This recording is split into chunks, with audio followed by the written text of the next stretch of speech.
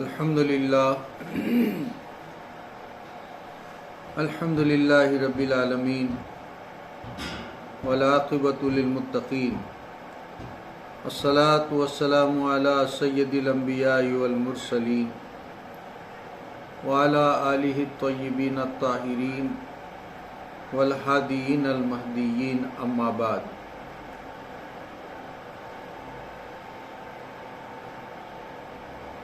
اعوذ باللہ من الشیطان الرجیم، بسم اللہ الرحمن الرحیم۔ والذین کفروا وکذبوا بآیاتنا اولئک اصحاب النار هم فیہا خالدون۔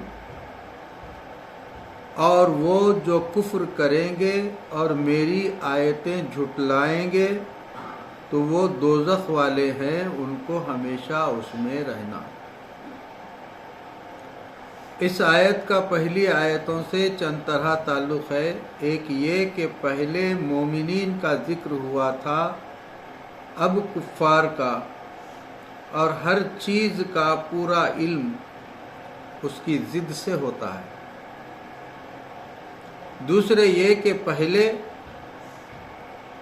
اس جماعت کا ذکر ہوا جو کہ جنت میں واپس آنے والی ہے، اب اس کا ذکر ہوا جو کہ وہاں پھر نہ جائے گی۔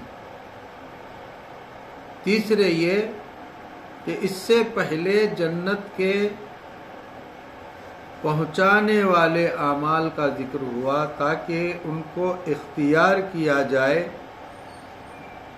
اب جنت سے محروم کرنے والی چیزوں کا تذکرہ ہوا تاکہ اس سے پرہیز کیا جائے، یعنی وہ علاج تھا، یہ اس کا پرہیز۔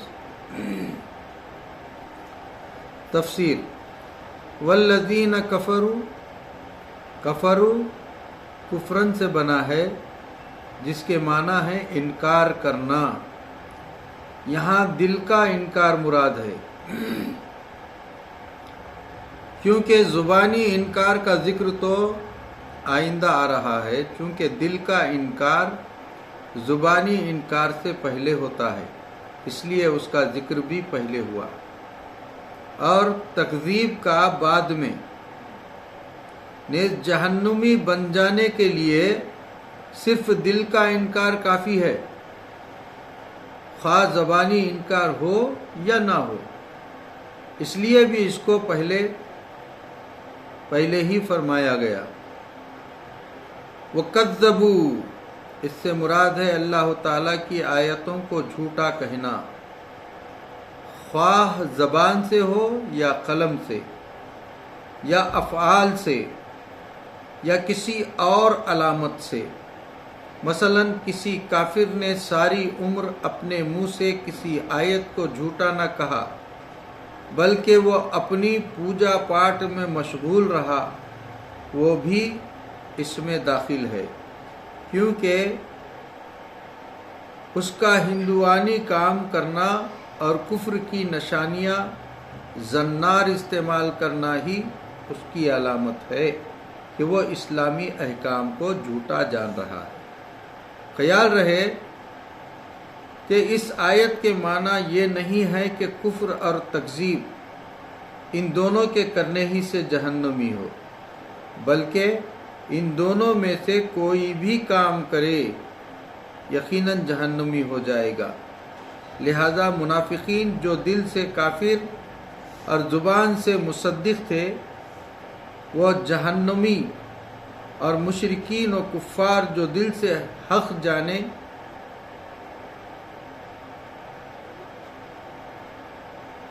مگر زبان سے تکذیب، وہ بھی جہنمی، جیسے ابو جہل وغیرہ۔ لہذا نعت گو ہندو سب اس میں داخل ہیں، ہاں جو کہ دل سے اسلام کو مان چکا مگر زبان سے تصدیق کا موقع نہ ملا، وہ انشاءاللہ جنتی ہے۔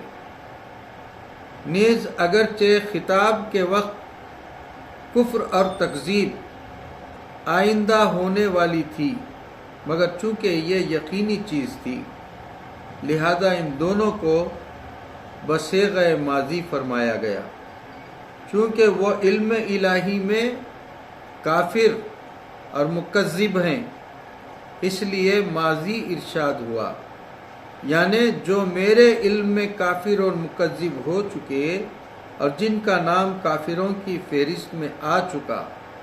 یہ فہرست بعض انبیاء کرام کو بھی دکھائی گئی ہے۔ آدم علیہ السلام نے تمام روحوں کو سیاہ و سفید رنگ میں ملاحظہ فرمایا۔ سیاہ کفار کی روحیں تھی، سفید مومنوں کی۔ ہمارے حضور صلی اللہ علیہ وسلم نے 2 کتابیں صحابہ رضی اللہ تعالیٰ عنہ کو دکھائیں، ایک مومنوں کی، دوسری کافروں کی فہرست تھی۔ بِآیاتنا، آیات سے اللہ کی یقینی نشانیاں مراد ہیں۔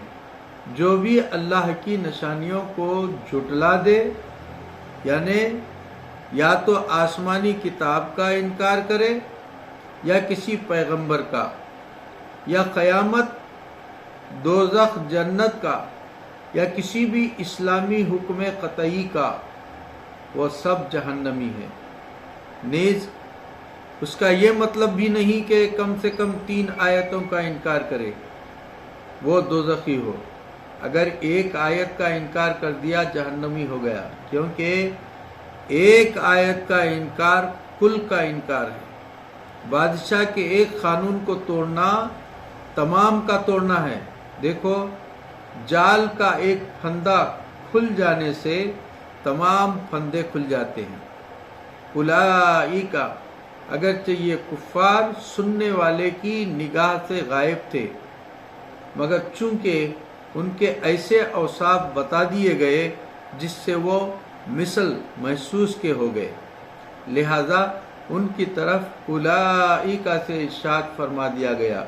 اصحاب النار، اصحاب جمع صاحب کی ہے، جس کے معنی ہیں ساتھی، یعنی کافر آگ کے ساتھی ہیں اور اس میں ہمیشہ رہنے والے، یا اس کے معنی ہیں والے اور مالک، جیسے کہا جاتا ہے صاحب علم، صاحب مال۔ آیت کا مطلب یہ ہوا کہ یہ لوگ آگ والے ہیں اور آگ انہی کی خاطر بنائی گئی ہے۔ بعض گناہگار مسلمان بھی اگرچہ عارضی طریقے پر آگ میں رہیں گے، لیکن آگ ان کی خاطر نہیں بنی ہے، وہ کافروں کے طفیلی ہوں گے۔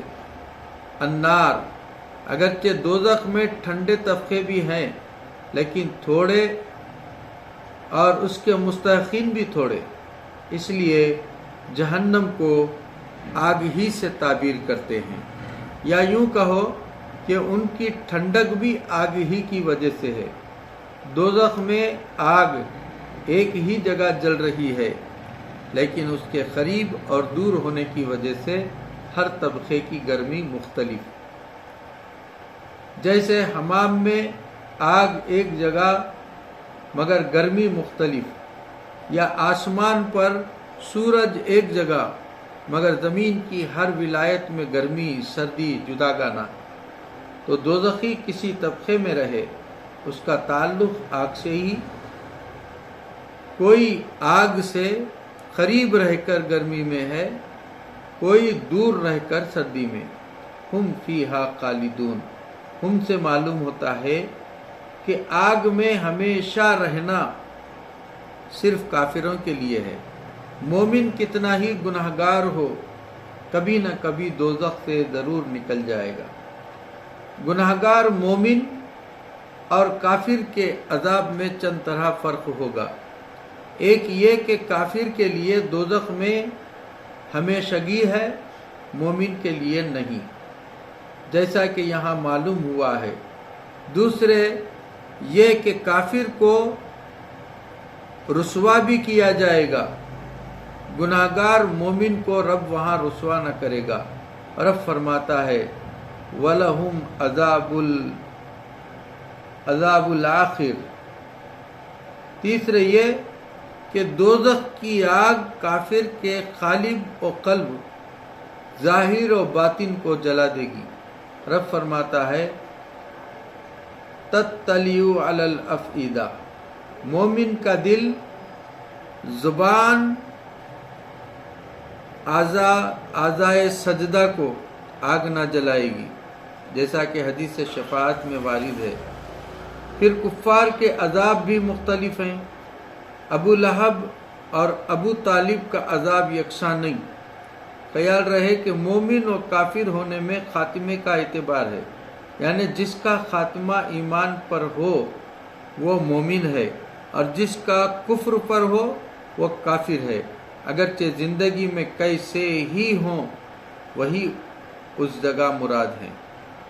خلاصہ تفسیر، جبکہ مومنوں کا انعام بیان فرما دیا گیا تو اب کافروں کے عذاب کا ذکر ہوا، اور فرمایا گیا کہ جو ہماری ہدایت کو دل سے نہ مانے گا اور ہماری کسی نشانی، کتاب یا پیغمبر یا دینی چیز کا زبان سے انکار کرے گا یا ان میں غور تعمل نہ کرے گا، بلکہ جانوروں کی طرح کھانے پینے اور دنیا کے مزے اڑانے ہی کو اپنا مقصد اصلی سمجھے گا، وہ ہمیشہ دوزخ کی آگ میں جلے گا اور کبھی بھی وہاں سے نہ نکل سکے گا۔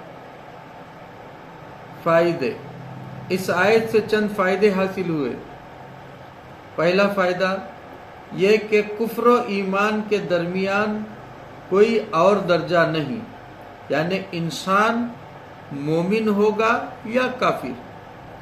یہ ناممکن ہے کہ مومن ہو نہ کافر، کیونکہ اس آیت میں انسانوں کی دو ہی قسمیں بیان کی گئی ہیں، لہذا منافقین تو کافر ہیں اور مسلمانوں کے بچے مومن، کفار کے بچے شرعاً کافر، عند اللہ رب جانے۔ دوسرے یہ کہ دوزخ اور جنت کے علاوہ کوئی مستقل جگہ نہیں۔ اعراف ایک عارضی مقام ہوگا، جیسے راستے میں منزل۔ اس کی تحقیق انشاءاللہ سورہ اعراف میں ہی کی جائے گی، کیونکہ قرآن پاک میں ہر جگہ ان دو ہی مقامات کا ذکر آتا ہے۔ تیسرے یہ کہ دل کا کفر اور زبان کا انکار دونوں کا ایک ہی حکم ہے، کیونکہ یہاں کفرو اور کذبو کی ایک ہی سزا بیان فرمائی۔ چوتھے یہ کہ دین کی کسی یقینی بات کا انکار در حقیقت اس کی ساری باتوں کا انکار ہے، کیونکہ یہاں فرمایا گیا آیاتنا۔ پانچویں یہ کہ ایمان کی طرح کفر میں بھی زیادتی کمی ناممکن ہے، یعنی سارے قرآن پاک کا منکر اور ایک آیت کا منکر یا صرف قیامت کا منکر پورے کافر ہیں۔ ان میں سے کوئی آدھا یا چوتھائی کافر نہیں، کیونکہ اس آیت میں ہر کافر کی ایک ہی سزا بیان ہوئی۔ ہاں، ایمان کی طرح کفر کے بھی چند عارضی مرتبے ہیں، بعض سخت کافر، بعض ہلکا، بعض کافر، مگر اس لحاظ سے دوزخ کے طبقے اور ان کے عذاب علیحدہ علیحدہ ہیں، مگر جائیں گے تو دوزخ میں۔ چھٹے یہ کہ جس شخص تک اسلامی احکام نہ پہنچے ہوں اس کے لیے صرف اللہ کو ایک ماننا کافی ہے۔ اگر وہ موحد ہو جائے تو مومن ہوگا نہ کہ کافر، کیونکہ کفر کے معنی ہے انکار، اور انکار بغیر خبر نہیں ہو سکتا، اور نہ بے خبر کو منکر کہا جا سکے گا۔ لہذا حضور صلی اللہ علیہ وسلم کے والدین کریمین کو کافر نہیں کہہ سکتے، کیونکہ وہ موحد تھے اور اسلام کے تشریف لانے سے پہلے انتقال فرما گئے۔ اس آیت میں فرمایا گیا کہ جو ہماری آیتوں کو جھٹلائے وہ جہنمی۔ بتاؤ انہوں نے کون سی آیات الہی کا انکار کیا تھا؟ بلکہ حق تو یہ ہے کہ آدم علیہ السلام تا حضرت عبداللہ حضور صلی اللہ علیہ وسلم کے نسب میں کوئی کافر نہ گزرا۔ انشاءاللہ اس کی تحقیق لقد جاءکم رسول اور تقلب کا فی الساجدین میں کی جائے گی، اور بفضلہ تعالی حضور صلی اللہ علیہ وسلم کے والدین کریمین کے ایمان کی مکمل مفصل بحث اس بارے میں زیر آیت وَلَا تُسْأَلُ عَنْ أَصْحَابِ الْجَحِيمِ میں کر دی گئی ہے۔ ملاحظہ فرماؤ، ہماری کتاب شان حبیب الرحمن میں بھی دیکھو۔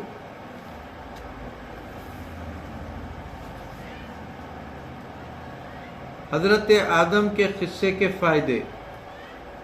اس پورے واقعے سے چند عجیب فائدے حاصل ہوئے۔ ایک یہ کہ سب کا بہکانے والا شیطان، اور شیطان کو بہکانے والا نفس، لہذا نفس شیطان سے زیادہ خطرناک ہے۔ مولانا فرماتے ہیں نفس ما ہم کم طرز فرعون نیست، لیک او راعون مارا اون نیست۔ دوسرے یہ کہ دنیا میں سب سے پہلا گناہ شیطان کی نافرمانی حسد سے ہوا۔ معلوم ہوا کہ حسد تمام گناہوں کی جڑ ہے۔ حسد کی وجہ سے نفس عقل کو ڈھک لیتا ہے۔ دیکھو حسد، حرص و ہوس، طمع یعنی لالچ سب نقطوں سے خالی ہیں۔ ایک کے اوپر بھی نقطہ نہیں ہے، حسد کے اوپر بھی نقطہ نہیں، حرص کے اوپر بھی نہیں، ہوس کے اوپر بھی نہیں، طمع کے اوپر بھی نہیں، سب نقطوں سے خالی ہیں۔ ایسے ہی حاسد وغیرہ بھی دنیا کی ہر نعمت سے محروم۔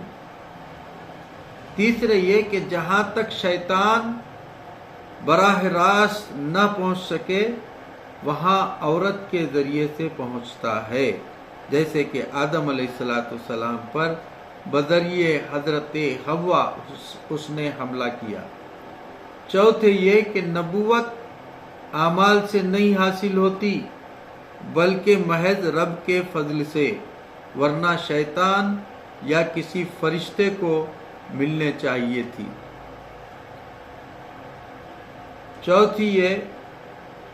پانچویں یہ کہ پیغمبر کی توہین کرنے والے کو ہدایت نصیب نہیں ہوتی۔ رب نہیں چاہتا کہ میری جنت میں کوئی میرے دوست کا دشمن آ جائے۔ چھٹے یہ کہ نبی کی توہین کے ساتھ خدا کی توحید جو شیطان کی توحید ہے جو مردود بنا دیتی ہے۔ ساتویں یہ کہ انسان نے دنیا میں آ کر سب سے پہلی عبادت گریہ وزاری کی اور استغفار کی۔ یا بنی اسرائیل اذکروا نعمتی التی انعمت علیکم واوفوا بعہدی اوفی بعہدکم وایای فارہبون۔ اے یعقوب کی اولاد، یاد کرو میرا وہ احسان جو میں نے تم پر کیا، اور میرا عہد پورا کرو، میں تمہارا عہد پورا کروں گا، اور خاص میرا ہی ڈر رکھو۔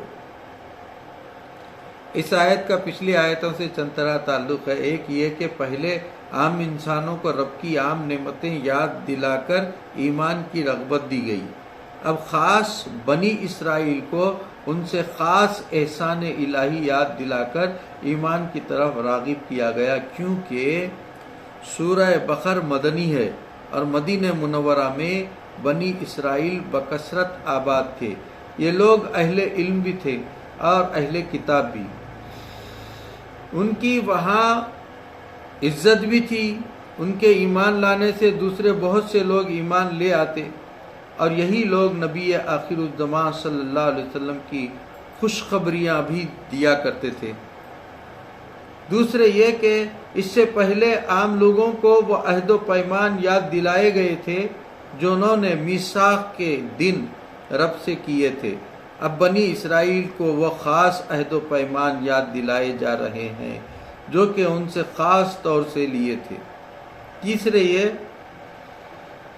کہ بنی اسرائیل کا قصہ حضرت آدم علیہ السلام کے قصے کے مطابق تھا کہ آدم علیہ السلام سے بھی ایک خطا کی وجہ سے جنت کا عیش و آرام چھوٹا، دنیا کی مشقتیں بڑھ گئیں. بنی اسرائیل سے بھی ایک خطا کی وجہ سے من و سلوہ کا چھوٹا اور ان پر دنیاوی مصیبتیں نازل ہوئیں. چوتھے یہ کہ پہلے معلوم ہو چکا کہ شیطان کو حسد نے تباہ کر دیا کہ وہ آدم علیہ السلام سے پہلے اپنے کو خلافت کا حقدار سمجھتا تھا. آدم علیہ السلام کی قدر و منزلت اس سے دیکھی نہ گئی اور ان کا انکار کر کے مالون ہوا. کفار بنی اسرائیل بھی حضور علیہ السلام کی تشریف آوری سے پہلے سمجھتے تھے کہ پہلے پیغمبروں کی طرح نبی آخر الزمان صلی اللہ علیہ وسلم بھی بنی اسرائیل ہی میں سے ہوں گے. مگر جب بنی اسرائیل میں سے حضور صلی اللہ علیہ وسلم تشریف فرما ہوئے تو یہ لوگ حسد سے منکر ہو گئے. نیز حضور صلی اللہ علیہ وسلم سے پہلے مدینہ منورہ میں علماء بنی اسرائیل کی بہت عزت اور ان کو کافی آمدنی تھی. مگر حضور علیہ السلام کی تشریف آوری سے ان کی قدرت و منزلت نہ رہی، جس کی وجہ سے بعض تو کھلے دشمن بن گئے اور بعض منافق. لہذا اب ان کو خطاب ہو رہا ہے کہ اے بنی اسرائیل، تم شیطان کے واقعے سے عبرت حاصل کرو. وہ بھی حسد ہی کا شکار ہوا تھا، کہیں تم بھی حسد سے اس کی طرح نہ ہو جاؤ. یہاں سے سیقول تک ان سے ہی کلام جاری ہے. پانچویں اس طرح کہ اس سے پہلے آدم علیہ السلام کے واقعات بیان فرما کر حضور علیہ السلام کی نبوت ثابت فرمائی گئی کہ اگر ہمارے محبوب علیہ السلام سچے پیغمبر نہ ہوتے تو بغیر پڑھے ہوئے گزشتہ واقعات اس طرح سچے اور صحیح کیسے بیان فرما دیتے.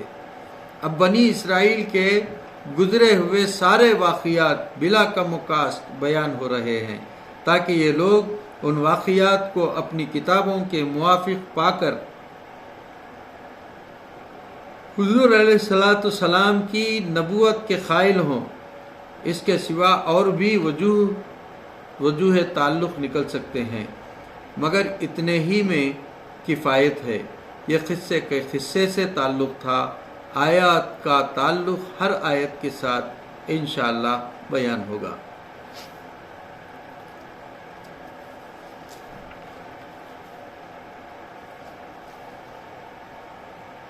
وآخر دعوانا الحمدللہ رب العالمین.